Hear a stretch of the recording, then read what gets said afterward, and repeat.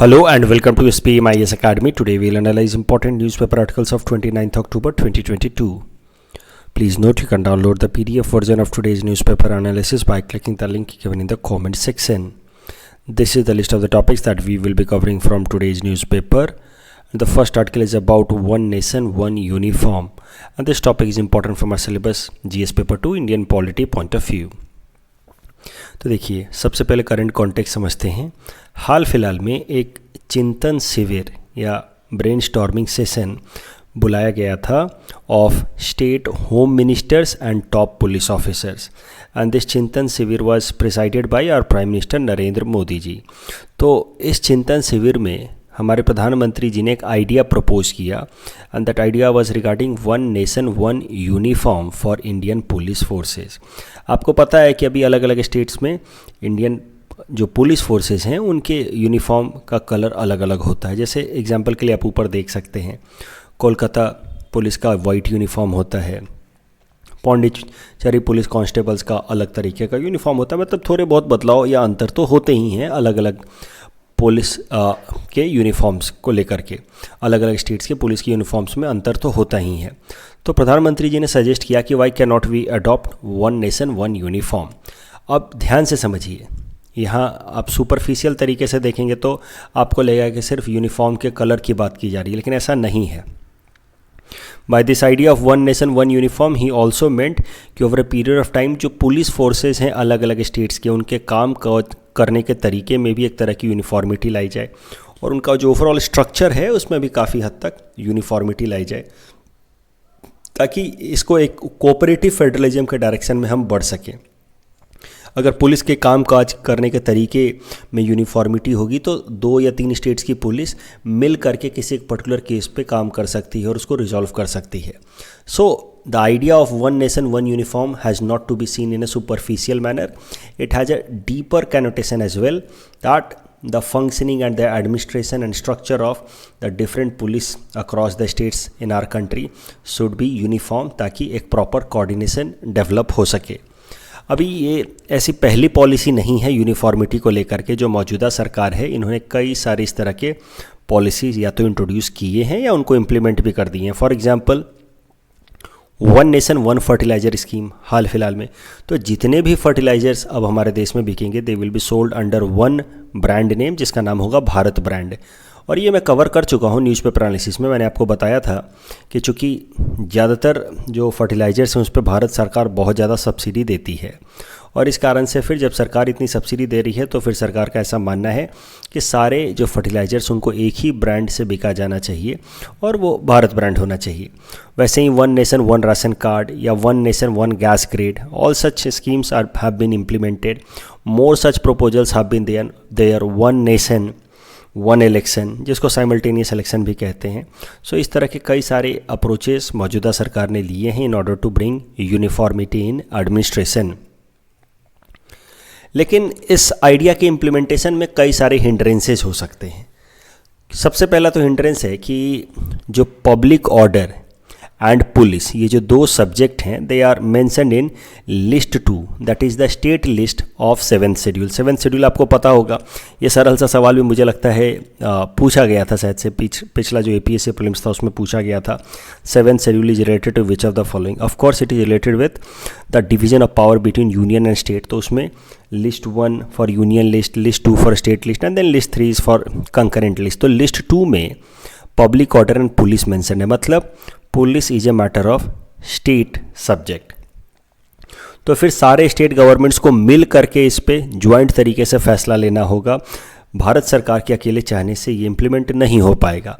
So it is till now unclear how our prime minister suggestions will be implemented on ground, क्योंकि ये 28 states के सरकारों पे depend करेगा।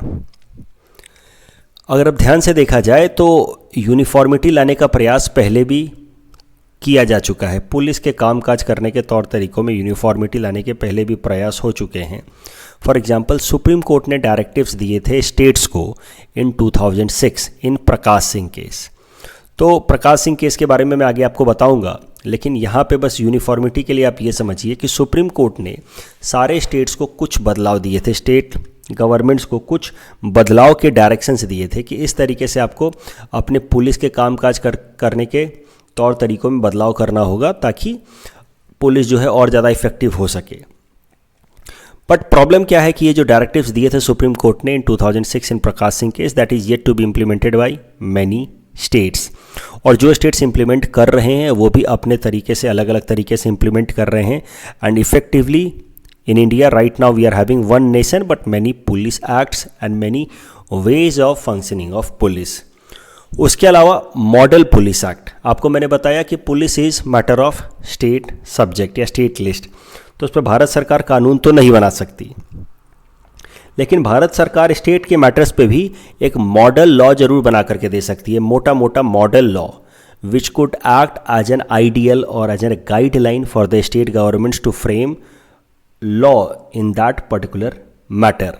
तो जैसे कि टेनेसी लॉ के लिए लेकर के मॉडल लॉ बना दिया, मतलब भारत सरकार कानून बना करके इम्प्लीमेंट नहीं कर रही है, एक मोटा मोटा कानून बना करके दे रही है जो कि एक गाइडलाइन की तरह एक्ट करे फॉर स्टेट्स। तो इस तरीके का मॉडल पुलिस एक्ट ड्राफ्ट किया गया था by drafting committee of ministry of home affairs which was expected to act as a model for respective states. तो ये भी एक अटेम्प्ट माना जा सकता है पुलिस के एडमिनिस्ट्रेशन में या स्ट्रक्चर में यूनिफॉर्मिटी लाने का, बट वो बात अलग है कि इसको भी ठीक तरीके से इम्प्लीमेंट नहीं किया गया है।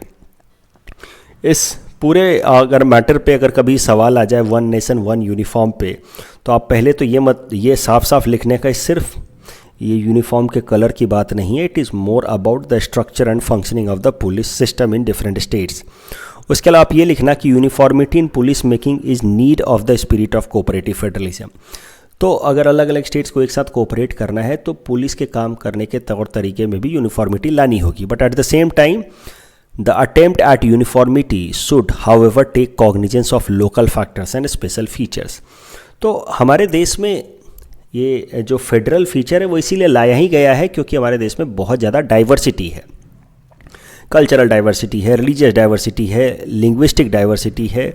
तो डाइवर्सिटी को ध्यान में रखते हुए अलग अलग एडमिनिस्ट्रेटिव सिस्टम्स लाए गए हैं, फेडरल प्रोविजंस लाए गए हैं। और बहुत ज़्यादा अगर हम यूनिफॉर्मिटी पे ध्यान देंगे तो कहीं ना कहीं ये जो लोकल फैक्टर्स नेगलेक्ट होंगे एंड दैट में lead to resentment at local level. तो इस कारण से यूनिफॉर्मिटी करना ठीक है देश की यूनिटी के लिए, कोऑपरेटिव फेडरलिज्म के लिए, लेकिन साथ ही साथ हमें लोकल फैक्टर्स और लोकल नीड्स को भी ध्यान में रखना चाहिए। अब जैसा कि मैंने आपको पहले भी कहा था कि प्रकाश सिंह केस में सुप्रीम कोर्ट ने डायरेक्टिव्स दिए थे अलग अलग स्टेट्स को अपने अपने यहाँ के पुलिस के काम करने के तौर तरीके में रिफॉर्म्स लाने के लिए। तो क्या था प्रकाश सिंह केस, वो भी ज़रा ब्रीफली देखते हुए आगे चलते हैं।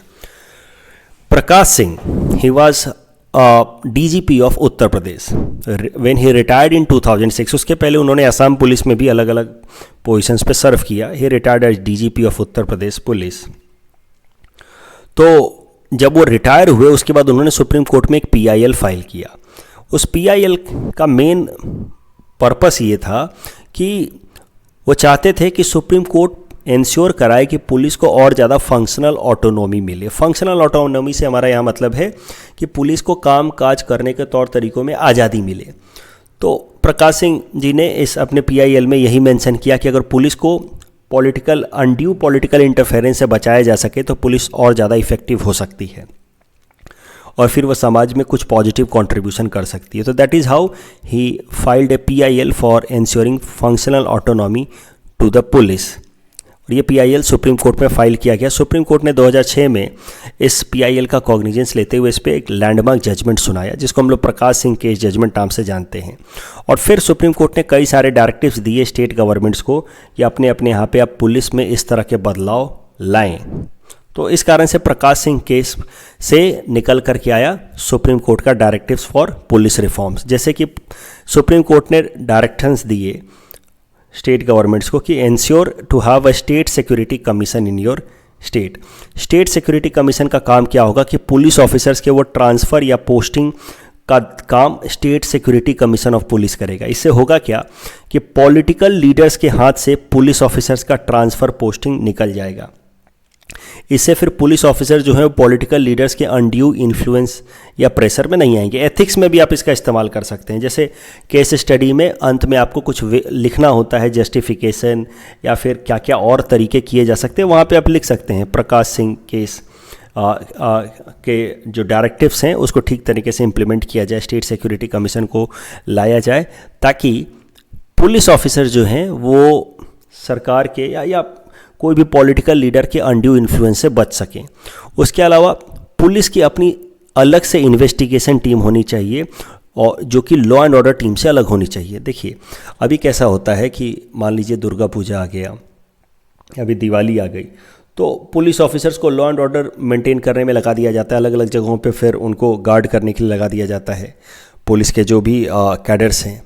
एट द सेम टाइम उनमें से कुछ पुलिस ऑफिसर से ये भी उम्मीद की जाती है कि अगर कोई क्राइम हो गया तो उस क्राइम में जैसे मर्डर हो गया तो इन्वेस्टिगेशन भी करें। तो right now we have one set of police officers who fulfil the both actions, law and order as well as investigation.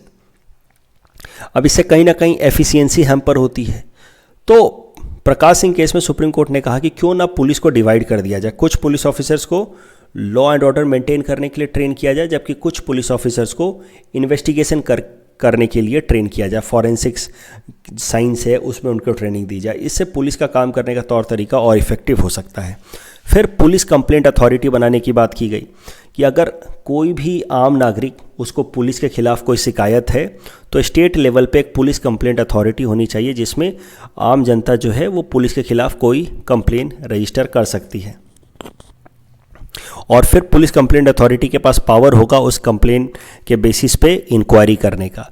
उसके अलावा सेंट्रल लेवल पे होगा नेशनल सिक्योरिटी कमीशन। तो जैसे स्टेट लेवल पे स्टेट सिक्योरिटी कमीशन, वैसे ही central level पे national security commission होगा, जो सेंट्रल लेवल के पुलिस ऑफिसर्स की ट्रांसफ़र पोस्टिंग का ध्यान रखेगा। और एक बार ट्रांसफ़र पोस्टिंग हो गई तो 2 साल तक फिर उसमें कोई बदलाव ना किया जाए। इससे पुलिस ऑफिसर्स को जैसे ही 10 ईयर की गारंटी मिल गई उनको ट्रांसफ़र पोस्टिंग से, वो अनड्यू इन्फ्लुएंस से बच गए पॉलिटिकल लीडर्स के, तो फिर पुलिस ऑफिसर्स और ज़्यादा इफेक्टिव तरीके से काम कर पाएंगे और फिर वो समाज की तरफ पॉजिटिव कंट्रीब्यूशन कर पाएंगे।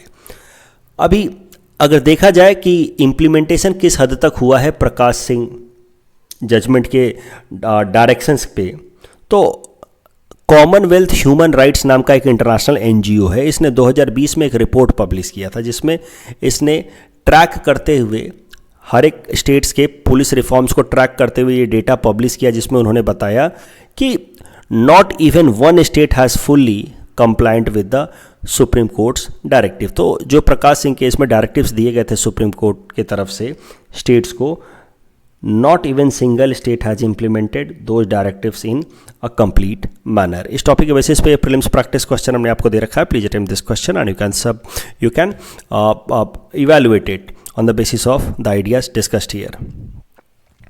Second article is about United Nations Security Council Counter Terror Committee, and this topic is important from our syllabus GS paper 2 international agencies point of view. So United nation security council UNSC की एक counter terror committee है। UNSC के अंदर ही ये committee आती है और इस कमेटी को बनाया गया है under resolution number 1373. This resolution was passed in 2001 after 11 September attack in US. तो US टेरर अटैक हुआ 9/11 को, उसके बाद यूनाइटेड नेशन सिक्योरिटी काउंसिल में ये रिजोल्यूशन पास किया गया 1373। इस रिजोल्यूशन का मेन पर्पस था टेररिज्म को काउंटर करना। तो कभी भी टेररिज्म पे सवाल आ जाए कि टेररिज्म को काउंटर करने के लिए क्या स्टेप्स लिए गए हैं मेजर ग्लोबली, तो आपको यूएनएससी रिजोल्यूशन नंबर 1373 जरूर मेंशन करना है। तो रिजोल्यूशन नंबर 1373 का क्या मैंडेट है, क्या पर्पस है? तो जितने भी 15 मेंबर्स हैं यूनाइटेड नेशन सिक्योरिटी काउंसिल के, चाहे परमानेंट या नॉन परमानेंट मेंबर, उन सब की जिम्मेदारी होगी टेररिज्म के खिलाफ एक ज्वाइंट तरीके से कोऑर्डिनेटेड एक्शन लेने का। That is the main motto of United Nation resolution number 1373। सारे के सारे मेंबर कंट्रीज़ की ये रिस्पॉन्सिबिलिटी होगी कि वो अपने अपने देशों में या अपने आसपास के रीजन्स में या ओवरऑल वर्ल्ड लेवल पे कोऑर्डिनेशन डेवलप करें ताकि टेररिज्म के खिलाफ एक यूनाइटेड एक्शन या कोऑर्डिनेटेड एक्शन लिया जा सके। तो ये स्टेटमेंट एज इट इज़ मैंने उठाया है यूनाइटेड नेशन सिक्योरिटी काउंसिल के रिजोल्यूशन नंबर 1373 को लेकर के। एक बार इसको पढ़ लेते हैं। The resolution requests countries to implement a number of measures intended to enhance their legal and institutional ability to counter terrorist activities at home, regions and around the world. तो फिर से मैं बता रहा हूँ, यूनाइटेड नेशन सिक्योरिटी काउंसिल के अंदर एक कमिटी है, काउंटर टेररिज्म कमेटी। इस कमेटी को बनाया गया है यूएन रिजोल्यूशन नंबर 1373 के अंतर्गत।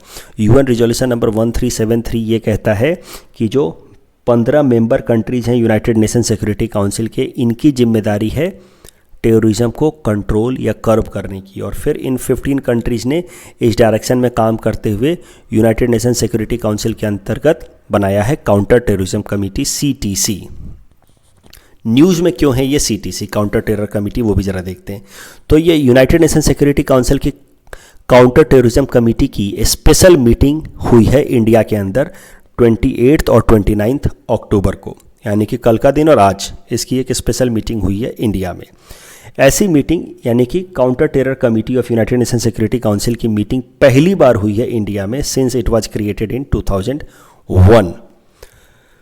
तो पर्पस इस मीटिंग का क्या था? इस मीटिंग में मेन किन मुद्दों पे चर्चा होने वाली थी या हुई है, वो है countering the use of new and emerging technologies. तो आजकल टेरर ग्रुप्स कई सारे नए नए टेक्नोलॉजीज़ का इस्तेमाल कर रहे हैं टेररिज्म को प्रमोट करने के लिए, तो उनको कैसे काउंटर किया जाए उस पर चर्चा की गई।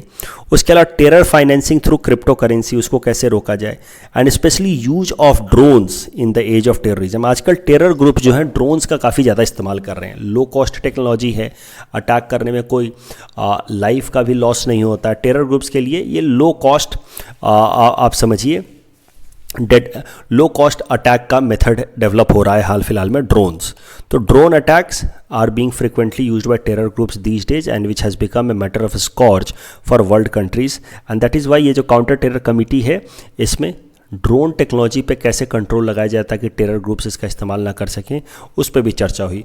ड्रोन्स को लेकर के आपको याद होगा, मैंने न्यूज़पेपर एनालिसिस में भी कवर किया था, येमेन के जो रेबल ग्रुप हैं, आप समझ सकते हैं टेररिस्ट ग्रुप जो हैं हुतीज़, उन्होंने ड्रोन अटैक किया था यूएई के ऊपर इन जनवरी 2022।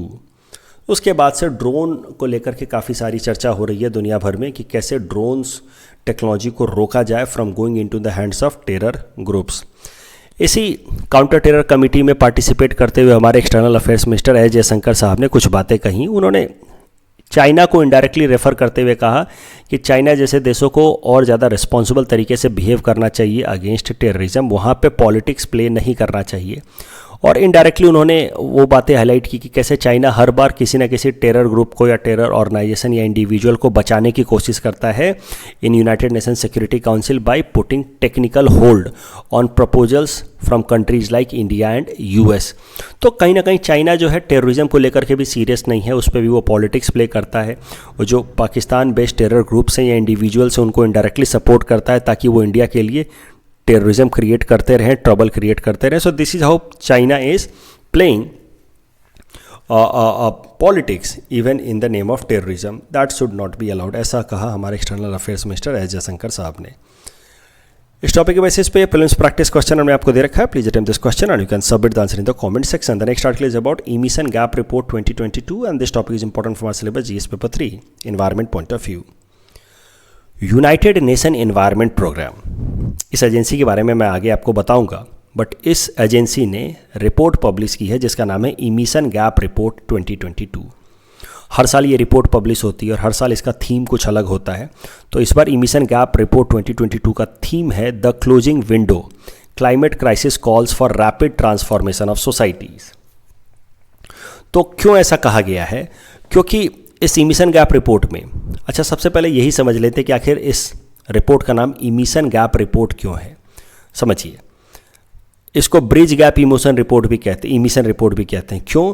क्योंकि इस रिपोर्ट में मेनली इस चीज़ पे फोकस किया जाता है कि जो हमारा पेरिस क्लाइमेट डील का टारगेट था, आई होप आपको याद होगा पेरिस क्लाइमेट डील का टारगेट, एपीएससी प्रीलिम्स में भी लास्ट टाइम पूछा गया था। टारगेट ये है कि प्री इंडस्ट्रियल लेवल से, यानी कि 1870 का लगभग टाइम से जो ग्लोबल एवरेज टेम्परेचर था, उससे दुनिया के एटमॉस्फेयर के टेम्परेचर को 2 डिग्री सेल्सियस से ज़्यादा आगे ना बढ़ने दिया जाए टिल द ईयर 2100। यानी कि 1870 के आसपास जो एटमॉस्फेयर का एवरेज टेम्परेचर था, उससे दुनिया का टेम्परेचर तो एवरेज टेम्परेचर तो बढ़ ही रहा है because of global warming and all, but वो जो जितना इंक्रीज हो रहा है that should not be more than 2 degree Celsius by the year 2100 and preferably it should be 1.5 degree Celsius. अगर 1.5 डिग्री सेल्सियस है तो ठीक है, दैट वुड बी बेस्ट, लेकिन मैक्सिमम 2 डिग्री सेल्सियस होना चाहिए, उससे ज़्यादा नहीं होना चाहिए। तो ये टारगेट के हिसाब से हम मैक्सिमम कितना इमिशन कर सकते हैं, ये लेवल डिसाइड किया है इस ऑर्गेनाइजेशन ने, यूएनईपी ने, कि इतना हम परमिटेड लेवल है इमिशन का जो हम कर सकते हैं अगर हमें अपने इस टारगेट को 1.5 डिग्री सेल्सियस वाले टारगेट को मीट करना है तो। और एक्चुअल लेवल ऑफ इमिशन कितना है वो भी ये निकालता है, और दोनों के बीच का गैप कितना है वो भी ये बताता है, और इसीलिए इसका नाम है इमिशन गैप रिपोर्ट, कि भैया इतना इमिशन करना है अगर हमें अपने टारगेट को मीट करना है तो, लेकिन हम इतना ज़्यादा इमिशन अभी कर रहे हैं, इससे ये गैप जो है वो इमिशन कर रहे हैं right now, that means we are going to miss our target.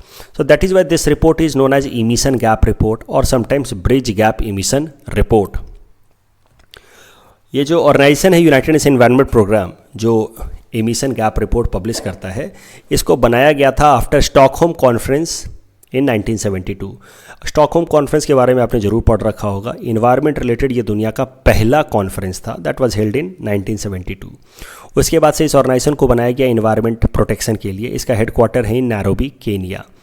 अगर यूनाइटेड नेशन एनवायरनमेंट प्रोग्राम की एक्टिविटीज़ देखें तो it tries to maintain the atmosphere, tries to maintain environment in all the 3 formats, चाहे वो atmosphere की बात हो, marine system की बात हो या टेरिटोरियल इकोसिस्टम की बात हो, मतलब चाहे हवा की बात हो या ज़मीन पे के लेवल पे बात हो या पानी के लेवल पे बात हो, तीनों ही लेवल पे इन्वायरमेंट को ये क्लीन प्रिस्टीन बनाए रखने पे फोकस करता है। अभी इमिशन गैप रिपोर्ट 2022 में क्या बातें लिखी गई हैं वो जरा देखते हैं।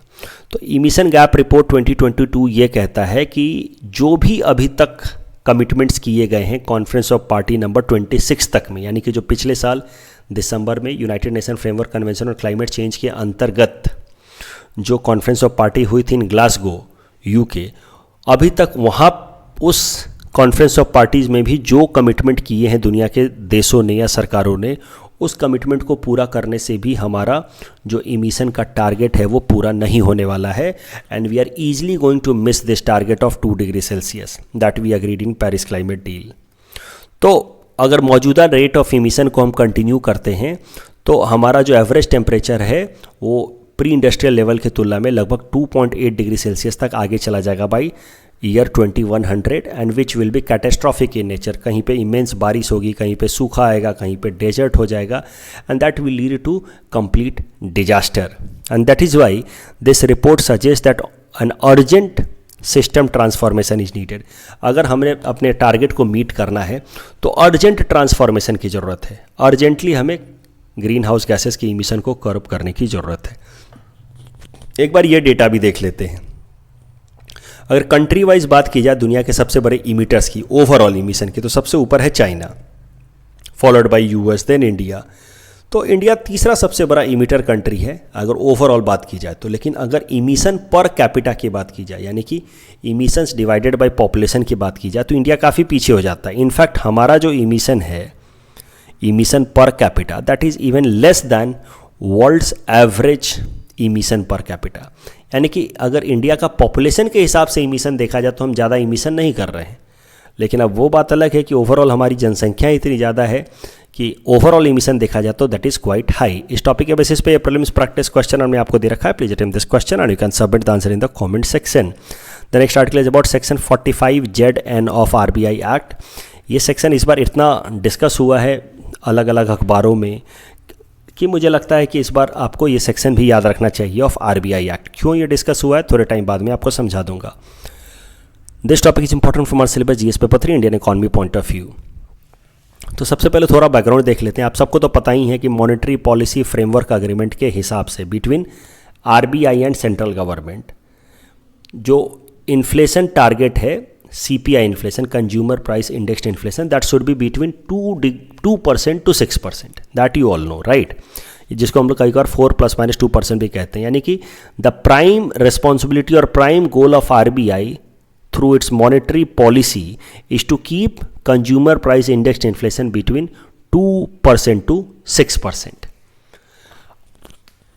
RBI एक्ट का सेक्शन 45ZN कहता है कि कि it will be considered as failure of RBI if it fails to keep the inflation within this range 4 ± 2% for more than 9 consecutive month.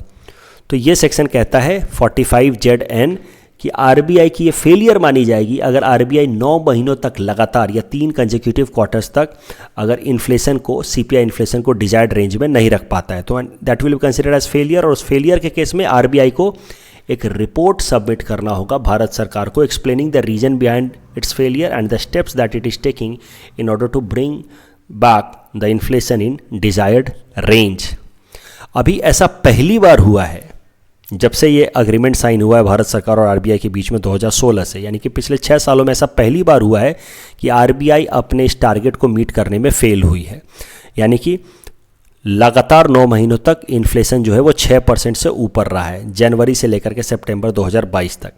And this has been now considered as failure of RBI under section 45ZN of RBI act. और अब RBI को जवाब देना होगा भारत सरकार को, और इस कारण से आरबीआई ने एक of cycle monetary policy committee की मीटिंग बुलाई है।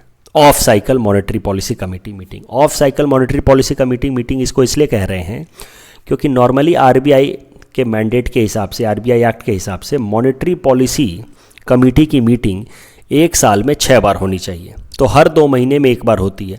तो जब हर 2-2 महीने पे मॉनेटरी पॉलिसी कमेटी की मीटिंग होती है उसको हम लोग cyclic monetary policy committee meeting कहते हैं। लेकिन अब किसी एक्स्ट्राऑर्डिनरी रीज़न के कारण अगर साइकिल से पहले कोई मीटिंग बुलानी पड़े मॉनेटरी पॉलिसी कमेटी की, तो उसको हम लोग कहते हैं of cycle monetary policy committee meeting. और चूंकि इस बार आपको पता है कि सेक्शन 45ZN के हिसाब से RBI has failed to keep inflation in the desired range, so now RBI has called an off cycle monetary policy committee meeting in order to prepare the report explaining why it failed to maintain the inflation within the desired band। इस topic के basis पे ये prelims practice question में आपको दे रखा है, exactly इस टॉपिक पे नहीं है, आरबीआई से रिलेटेड है, थोड़ा दिमाग लगाइए, you will be able to answer this question. This question was asked in UPSC prelims if I am not wrong year 2020। Please attempt this question and you can submit the answer in the comment section. कल जो हमने आपको practice question दिया था उसका answer देख लेते हैं। मैंने आपको बताया था स्वाट वैली पाकिस्तान में है, तो 3 गलत होते ही BCD ऑप्शन गलत हो जाते हैं। Correct answer is option A। और सैटेलाइट लॉन्च व्हीकल को लेकर के जो सवाल था उसमें आपको पता है कि GSLV मैक 3 जो है वो 3 स्टेज है, तो तीसरा स्टेटमेंट तो गलत ही है। सो अब A और C में बात रह जाती है, तो दूसरे स्टेटमेंट की बात करते हैं। तो PSLV जो है वो जियो स्टेशनरी सैटेलाइट तो लॉन्च करता नहीं है, इसलिए दूसरा स्टेटमेंट भी गलत हो गया। So the correct answer would be option A, 1 only. That's all from our side for today. Thanks for watching.